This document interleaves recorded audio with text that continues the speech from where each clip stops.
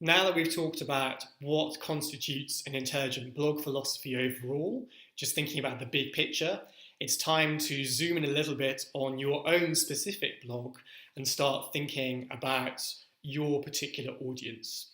So the first stage here is working out who are you writing for. This is going to vary from business to business. Factors you might consider include the age of the people you're writing for. Are you writing for people who are right at the end of their working lives or people who are just getting started? Are you writing for people who are teens? Are you writing for old age pensioners? Your tone and the sort of content that you produce is going to vary depending on those demographics. Another thing to think about is, where is your audience based? I have clients who are based in, say, Boston, for example, and they want lots of content that is based on information about the local area. There are some industries like real estate where if you don't have that local knowledge and that local knowledge is not put into your blog posts, you're not going to gain any traction with your users. So knowing who your audience is informs your overall blog strategy. Next thing to consider: what level of knowledge does your typical reader have about the topics that you're writing about? Is it someone who is very senior and is expecting very high level sort of advice that they're going to be able to digest very quickly because they're super busy and they haven't got much time to read? Is it someone who's a little bit more junior, is kind of just getting started, and would really appreciate some kind of more basic advice? Once you know more about those demographics, you'll be able to customize your blog strategy accordingly. Next, I want you to think about your value proposition to your readers. And this again is going to vary from niche to niche, and you'll only be able to establish a value proposition once you know who you're writing for. So let me give you an example. I have a client in Hong Kong who produces content for the restaurant industry. And so the readers are families, people who are middle-aged, kind of middle income, perhaps upper middle class. They want to know what restaurants are opening in their local area. They want to know what are the most expensive restaurants, what are the restaurants that give you the most value for money. Those are just some examples of topics that could provide value to that particular audience for that particular type of blog project.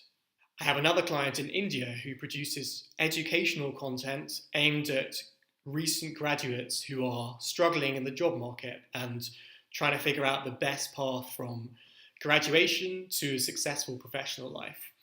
So you can just imagine the sort of struggles that someone like that is dealing with. They might be struggling with interview skills. They might be struggling with how to build a CV, self-awareness. Where do I want to work as a young person? Where do I want to build my career? What sort of people do I want to surround myself with? What skills are valued by employers? What should I wear to work? How should I interact with my boss? How can I be more assertive and get a pay rise? These are the sort of questions that young people at the start of their careers face.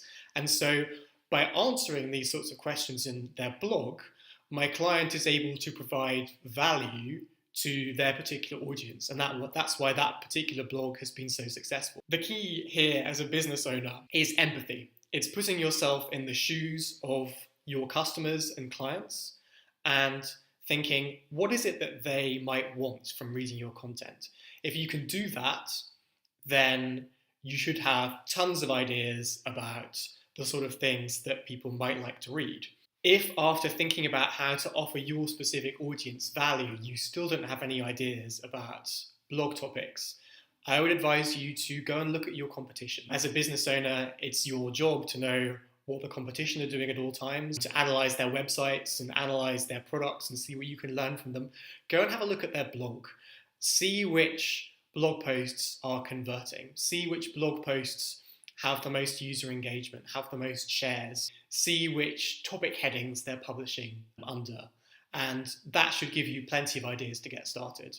Another thing you can try is you can try engaging with your audience directly. Perhaps you already have an existing social media page. Facebook is very good for this.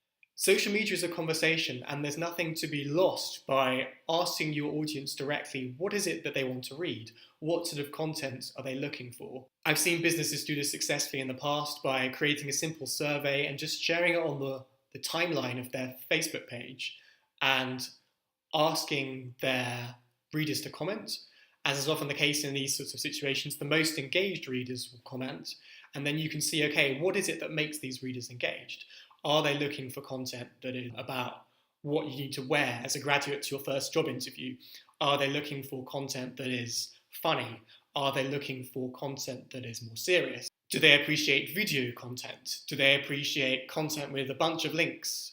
Based on the research you do about your particular market niche, based on the study of the websites of your competitors, based on these conversations with the existing customers and clients that your business might already have, you should be able to narrow down your topics to a list of 4 or 5 broad headings under which you can structure your content. So for the example that we talked about earlier, relating to the business that was producing content for young graduates who are just out of university and looking for the best place to start their career, it might be that they wanted content about interview tips, dress code, dealing with managers, and CV tips. Well, great. You've now got 4 headings under which to structure your content, and those headings will provide inspiration for future titles that you can send your blog writing team.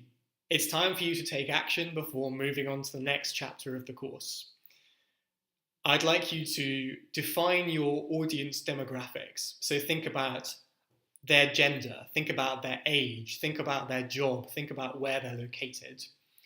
After that, I'd like you to write down 3 concrete examples of how you can provide that audience with value. Those examples should be specifically tailored to your particular market niche. Finally, I'd like you to write down 3 broad topic areas under which you'd like to structure your content.